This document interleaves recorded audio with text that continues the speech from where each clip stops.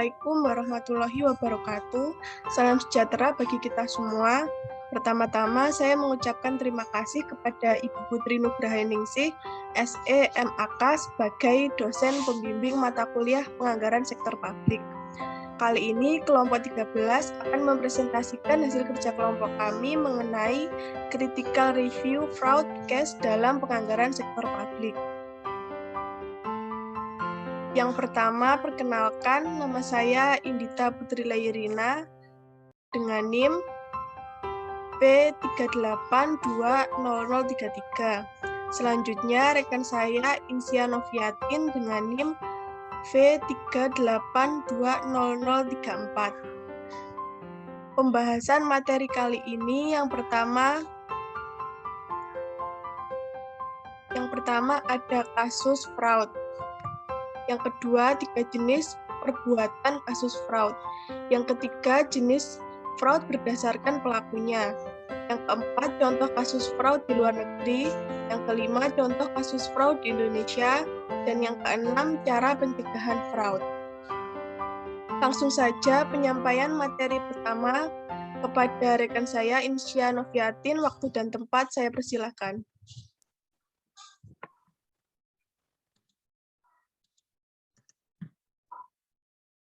Baik, terima kasih untuk kesempatan yang diberikan kepada saya. Selanjutnya, kasus fraud. Kasus fraud dapat terjadi di mana saja. Hasil survei dan penelitian ASFE Global menunjukkan bahwa setiap tahun rata 5% dari pendapatan organisasi menjadi korban fraud. Di dalam situs Badan Pengawasan Keuangan dan Pembangunan atau BPKP, perusahaan swasta bahkan badan usaha milik negara atau BUMN tidak terlepas dari risiko fraud. Hal itu terlihat dari kasus tindak pidana korupsi yang melibatkan pejabat BUMN meningkat drastis dalam 2 tahun terakhir. Pada akhirnya, pengendalian fraud menjadi tanggung jawab perusahaan guna menguatkan budaya anti-fraud di perusahaan. Maka perlu beberapa program antara lain penguatan kode etik, peningkatan kesadaran terhadap aktivitas fraud, sikap pemimpin, dan sosialisasi anti-fraud, baik kepada internal maupun eksternal perusahaan. Tak hanya itu, untuk menangkal tindak kecurangan laporan keuangan dan memudahkan pengungkapan aktivitas terindikasi korupsi, organisasi bisnis juga perlu merancang sistem pengendalian risiko fraud secara spesifik. Salah satunya, lembaga pemerintah merancang 10 atribut fraud control plan. Hal ini merupakan pendalaman dan penguatan dari sistem tata kelola setiap organisasi. 10 atribut fraud control plan antara lain kebijakan terintegrasi, struktur penanggung-jawaban, penilaian risiko fraud, kepedulian karyawan, dan kepedulian pelanggan masyarakat. Selain itu, terdapat pula perlindungan pelapor, sistem pelaporan fraud, pelaporan eksternal, standar investigasi, dan standar perilaku dan disiplin. ACFE membagi kasus fraud dalam 3 jenis perbuatan, yaitu yang pertama, aset misappropriation. Fraud ini didefinisikan sebagai penyalahgunaan atau pencurian aset dan harta perusahaan atau pihak lain yang terkait perusahaan. Ini merupakan bentuk fraud yang paling mudah dideteksi karena sifatnya yang dapat diukur. Yang kedua, fraudulent statement.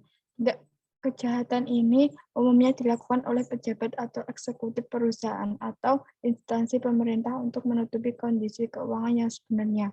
Caranya dengan merekayasa data transaksi atau laporan keuangan dalam penyajian laporan keuangannya untuk memperoleh keuntungan. Yang ketiga, corruption. Tindakan ini banyak terjadi di negara-negara yang penegakan hukumnya masih lemah dan tata kelola belum baik. Fraud jenis ini seringkali tidak dapat dideteksi karena para oknum bekerja sama menikmati keuntungan. Hal itu termasuk menyalahgunakan wewenang penguapan, penerimaan yang tidak sah, dan pemerasan secara ekonomi. Selanjutnya, jenis-jenis fraud berdasarkan pelakunya. Yang pertama, kecurangan pegawai atau employee fraud. Seperti judulnya, tentunya yang melakukan kecurangan adalah pegawai dalam suatu perusahaan tersebut. Selanjutnya yang kedua, kecurangan manajemen atau manajemen fraud. Kecurangan ini dilakukan oleh pihak manajemen dengan cara menggunakan laporan keuangan atau transaksi keuangan sebagai sarana fraud. Biasanya dilakukan untuk mencurangi pemegang kepentingan atau stakeholders yang terkait organisasinya. Yang ketiga, customer fraud. Kecurangan yang dilakukan oleh konsumen pelanggan, misalnya kecurangan oleh pihak kontraktor atau konsultan terhadap satuan kerja proyek dan lain-lain. Yang terakhir, e-commerce fraud atau kecurangan melalui internet. Kecurangan yang dilakukan akibat adanya transaksi melalui internet atau misalnya pengadaan lelang melalui internet. Selanjutnya, contoh kasus fraud di perusahaan rekayasa luar negeri. Sejumlah kasus fraud terjadi di seluruh dunia sepanjang 2019. Perusahaan rekayasa yang dikenal memiliki sistem pengawasan keuangan yang baik ternyata tak lepas dari aktivitas fraud. Salah satu contoh kasus fraud yang terjadi pada perusahaan besar seperti Facebook dan Google. Facebook dan Google fraud US 122 juta, Valdes Rimasauskas didakwa melakukan tindak kejahatan pencurian identitas, penipuan finansial, dan pencucian uang sepanjang 2013 sampai 2015. Pria asal Lithuania itu melakukan penipuan terhadap 2 perusahaan teknologi rekayasa asal Amerika Serikat atau AS. Facebook dan Google, pria berusia 50 tahun tersebut melakukan penipuan dengan total kerugian mencapai US dolar 122 juta, masing-masing Facebook US dolar 99 juta, dan Google US dolar 23 juta. Valdes melancarkan aksinya dengan metode business email compromise atau BEEC. Ia mengirimkan tagihan kepada kedua perusahaan menggunakan email beridentitas Quanta Computer, perusahaan manufaktur di Taiwan, lengkap dengan dokumen dan surat kontrak yang dipalsukan. Facebook dan Google percaya tagihan itu dan mengirimkan uangnya. Namun pada tahun 2017 aksi itu ketahuan dan Valdes akhirnya dijatuhi hukuman. Fraud dengan metode BEEC ini disebut-sebut tak hanya dialami oleh Facebook dan Google. Berdasarkan data FBI, total kerugian yang dialami perusahaan di seluruh dunia melalui penipuan BEEC mencapai US dollar 112,5 miliar. Modus operandi yang dilakukan umumnya ialah membajak email dan mengirimkan seakan asli dari mitra bisnis perusahaan. Kasus fraud yang dialami Facebook dan Google ini merupakan salah satu contoh kasus fraud jenis aset misappropriation. Selanjutnya, contoh kasus fraud di Indonesia. Tidak hanya di luar negeri saja, tetapi di Indonesia juga ada banyak contoh kasus fraud yang dilakukan oleh perusahaan dalam melakukan kecurangan seperti dalam akuntansi atau laporan keuangan. Berikut ini adalah beberapa contoh dari kasus kecurangan akuntansi dalam perusahaan di Indonesia. Poles laporan keuangan oleh Garuda Indonesia. PT Garuda Indonesia atau Persero Tbk mengklaim mencatatkan kinerja keuangan cemerlang pada tahun 2018 lalu dengan laba bersih US dollar 809.000 atau sekitar 11,33 miliar. Namun dua komisaris perusahaan menolak menandatangani laporan keuangan karena menduga ada kejanggalan pencatatan transaksi.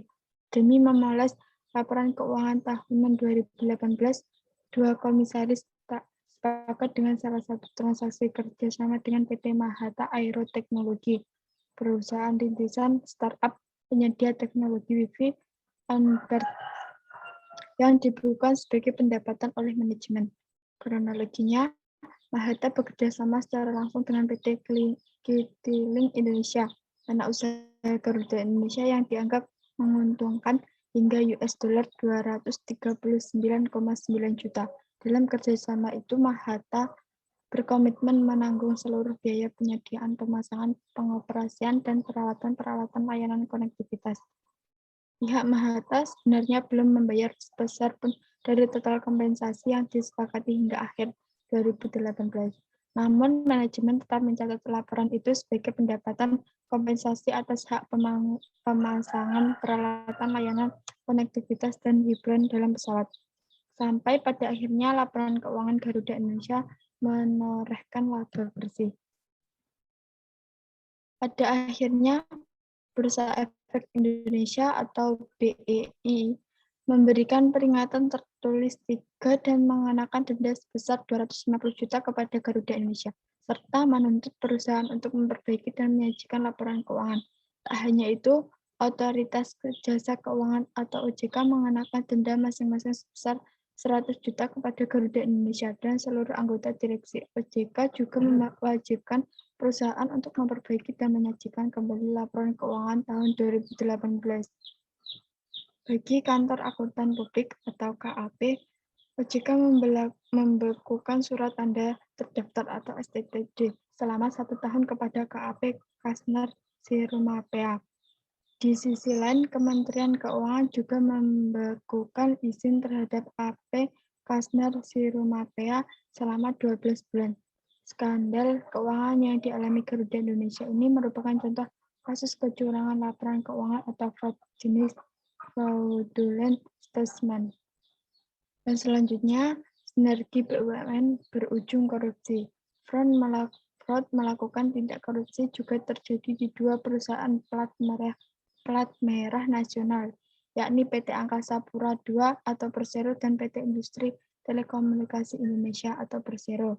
Kedua perusahaan milik negara ini memutuskan untuk bersinergi dalam menggarap proyek pengadaan Baggage Handling System atau BHS senilai 86 miliar.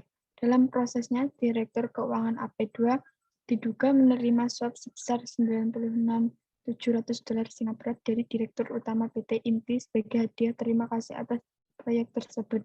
Dalam prosesnya, transaksi suap dilakukan melalui perantara dari pihak PT INPI dan diduga berlangsung dengan sepengetahuan Direktur Utama AP2. Selanjutnya, pada akhirnya Komisi Pemberantasan Korupsi atau KPK menangkap Direktur Keuangan AP2, Direktur Utama PT INTI, dan perantara dari PT INTI serta menjadikan mereka sebagai tersangka. Kasus tersebut merupakan contoh fraud berjenis corruption. Gunakan software akuntansi aman dan terpercaya seperti jurnal agar terhindar dari kasus fraud. Mengamati sejumlah contoh kasus fraud atau kecurangan laporan keuangan yang terjadi di perusahaan raksasa. Para pelaku bisnis tentu perlu mencari cara untuk menghindari kasus yang sama. Salah satu contoh pengendalian spesifik adalah dengan menggunakan teknologi informasi berupa automated fraud deterrence atau deteksi kecurangan otomatis yang dapat menangkal aktivitas fraud. Salah satu pilihan yang dapat dilakukan untuk membuat laporan keuangan dengan benar dan cepat ialah dengan bantuan aplikasi laporan keuangan seperti Journal. Journal dapat membantu Anda menjalankan sistem akuntansi perusahaan dengan cepat dan akurat. Anda hanya perlu menginput semua transaksi Journal secara otomatis dan mengolahnya menjadi laporan keuangan. Tak hanya itu, masih banyak fitur-fitur lain yang akan memudahkan pekerjaan tanpa mengabaikan faktor keamanan dalam pencatatan transaksi keuangan. Fraud triangle, korupsi. Korupsi pemerintahan sebagai pemegang amanat rakyat selalu. Selanjutnya, fraud triangle atau korupsi. Korupsi, pemerintah sebagai pemegang amanat rakyat selalu dituntut untuk menyelenggarakan pemerintahan yang bersih, adil, transparan, dan akuntabel. Tetapi untuk mencapai cita-cita tersebut seringkali ternodai dengan adanya kejahatan perekonomian tersebut biasanya disebut dengan kecurangan atau fraud. Praktik kecurangan atau fraud biasanya berupa penyalahgunaan kepentingan atau konflik kepentingan atau konflik of interest. Korupsi, penyuapan, bribery, penerimaan yang tidak sah atau ilegal gratuitis, dan lain sebagainya. Salah satu jenis tindakan kecurangan atau fraud di sektor pemerintahan yang paling sering terjadi adalah korupsi atau Apriadi dan Fathriah 2014. Sedangkan menurut Kamus Bahasa Indonesia Online, korupsi adalah penyelewengan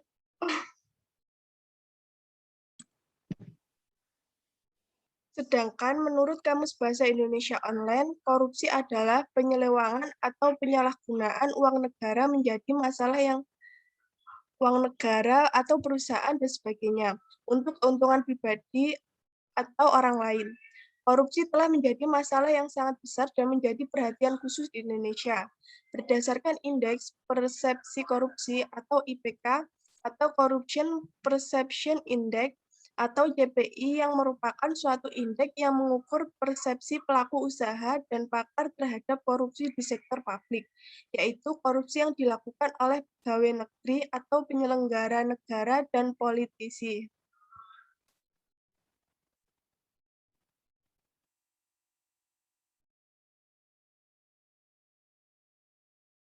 Pada tanggal 25 Januari 2017, Transparansi Internasional atau TI melalui websitenya mengumumkan JPI atau IPK tahun 2016.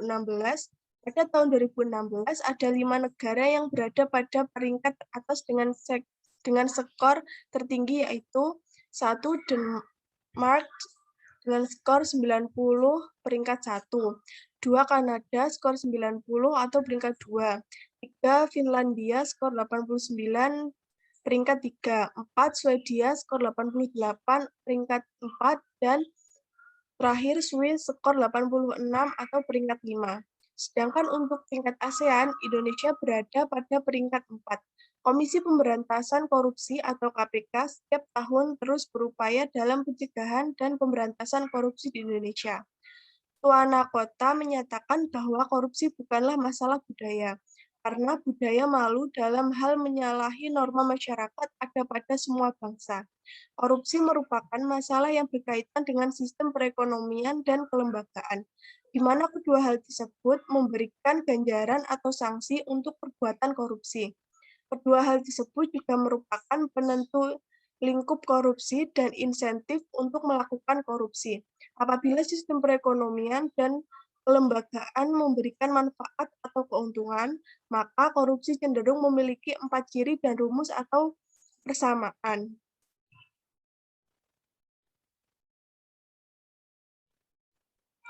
Kesimpulannya bahwa kecurangan atau fraud, apapun itu yang terjadi di berbagai sektor dapat dideteksi dan dicegah atau diminimalisir dengan menggunakan fraud triangle.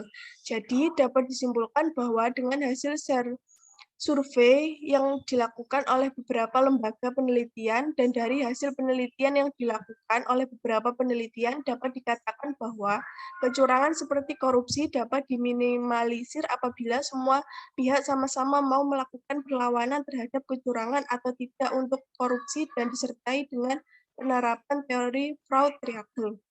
Kesimpulan lain yang dapat diberikan adalah bahwa korupsi terjadi karena 4 motif utama yaitu 1.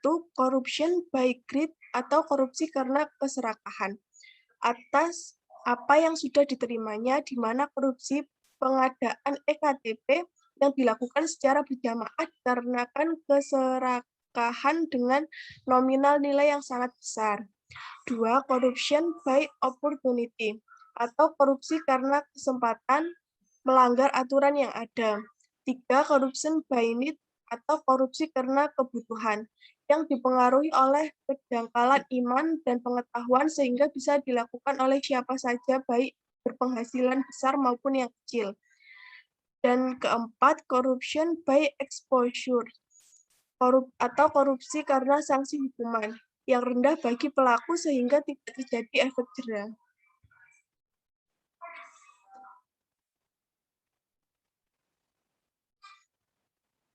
Pencegahan dan deteksi korupsi dalam tahap pemberantasan korupsi perlu adanya pemahaman tentang fraud triangle terutama yang berkaitan dengan setiap elemen yang ada atau tekanan, kesempatan, dan rasionalisasi. Dengan menggunakan fraud triangle sebagai dasar pencegahan korupsi, maka yang harus dilakukan adalah sebagai berikut. Satu, apabila yang menjadi faktor pendorong adalah tekanan atau pressure, maka yang harus dilakukan adalah dengan menghilangkan tekanan. Maka upaya pencegahan yang dilakukan adalah dengan penegakan hukum atau sanksi. Yang kedua, apabila yang menjadi faktor pendorongnya adalah kesempatan atau opportunity, maka upaya pencegahan yang dilakukan adalah perbaikan sistem pengendalian intern atau SPI. Yang ketiga, apabila yang terjadi faktor pendorong adalah rasionalisasi atau rationalization, maka pencegahan yang harus dilakukan adalah peningkatan moral dan etika dari setiap pegawai sehingga lebih berintegritas. Setelah itu, tujuan dilakukannya pendeteksian korupsi adalah untuk membantu organisasi dalam rangka menciptakan keadaan yang sehat dan menguntungkan di dalam lingkungan organisasi dengan mencegah terjadinya kerugian yang lebih besar akibat korupsi. Dalam hal pendeteksian biasanya lebih berkaitan dengan aset dan laporan keuangan organisasi.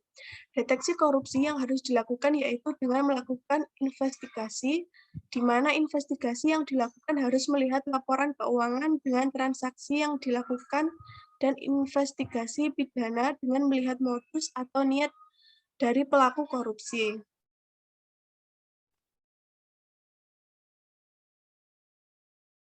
Kontribusi dari fraud triage dalam pemberantasan korupsi adalah dengan beberapa cara sebagai berikut. Yang pertama, penegakan supremasi hukum dengan kuat karena hukum adalah pilar keadilan. Dua, perbaikan sistem pengendalian internal sehingga fungsi pengawasan berjalan dengan baik. Tiga, menciptakan kondisi daerah yang bebas dari korupsi dengan komitmen yang tinggi secara bersama-sama. Empat, peran aktif dari aktivis anti korupsi. Lima, mengadakan pendidikan anti korupsi bagi generasi muda dan menanamkan nilai-nilai kehidupan. 6. Memberikan pendidikan moral, dan 7. Memberikan pendidikan religi bagi insentif terutama dari kalangan keluarga. Jadi kesimpulannya adalah pencegahan dan pendeteksian korupsi juga dapat mewujudkan pemerintahan yang baik dan bersih atau good government and clean government. Dengan penghilangan terhadap salah satu elemen dari fraud triage, maka diharapkan kasus korupsi yang ada di Indonesia dapat dihindari dan dikurangi baik jumlah dari frekuensinya. Hal ini juga akan merubah opini di mata dunia tentang Indonesia sebagai negara terkorup. Dilihat dari Corruption Perception Index atau CPI, hasil dari kajian ini semoga dapat memberikan implikasi tentang fraud triage bagi pihak-pihak yang bertanggung jawab dalam upaya pemberantasan korupsi. Juga dapat menyadarkan berbagai pihak yang terkait bahwa pemberantasan korupsi harus berjalan secara berkesinambungan tanpa terpotong-potong mulai dari pemimpin sampai bawahan.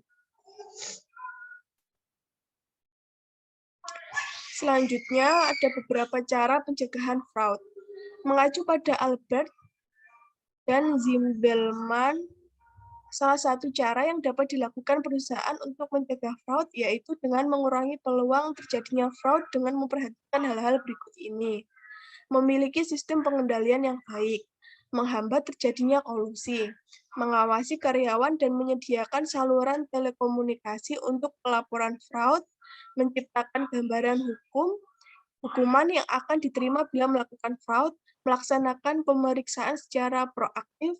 3 langkah yang bisa menjadi pilihan bagi pelaku usaha untuk menghindari terjadinya fraud yaitu menggunakan software yang akuntabel, perketat pelaksanaan SOP, menciptakan kultur perusahaan yang baik.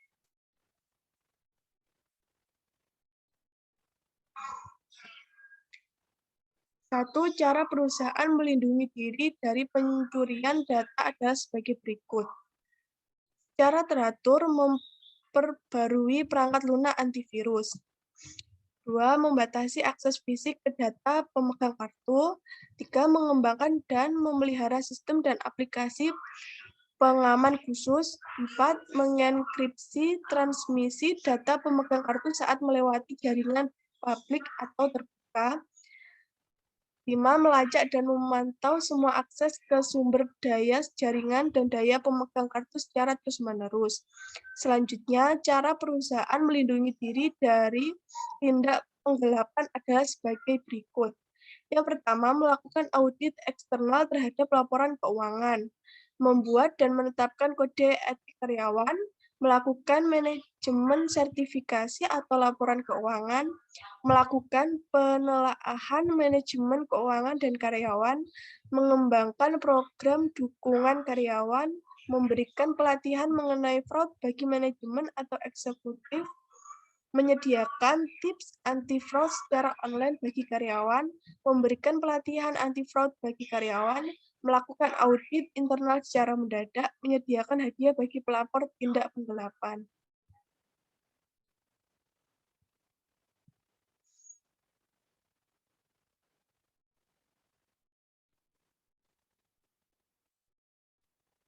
Selanjutnya, ada cara perusahaan dapat melindungi diri dari penipuan perbankan online. Yang pertama, dengan cara melakukan rekonsiliasi rekening bank pada setiap akhir bulan. Yang kedua, melakukan evaluasi dan persetujuan yang cermat atas seluruh transaksi kas keluar. 3, menempatkan lebih dari 1 orang untuk mengendalikan akun. 4, menggunakan komputer khusus yang disediakan untuk online banking. 5, mengembangkan pendidikan pencegahan fraud bagi karyawan. Terus ada langkah yang bisa diambil perusahaan untuk memastikan aman dari tindak kejahatan penipuan atau fraud. Yang pertama, pastikan cek memiliki fitur keamanan yang cukup, misalnya dengan menggunakan alat pemeriksaannya.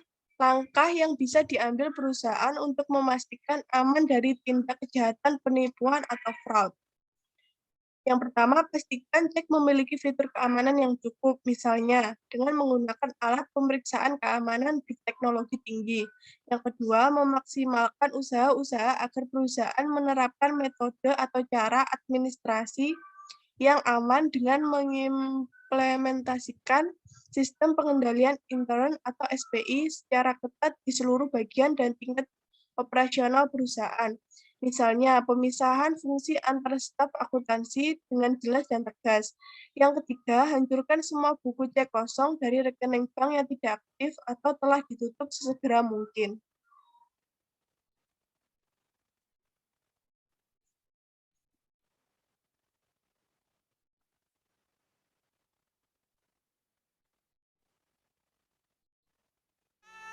Mungkin itu tadi yang dapat kelompok 1, kelompok 13 sampaikan. Mohon maaf bila ada kata-kata yang kurang berkenan. Terima kasih. Wassalamualaikum warahmatullahi wabarakatuh.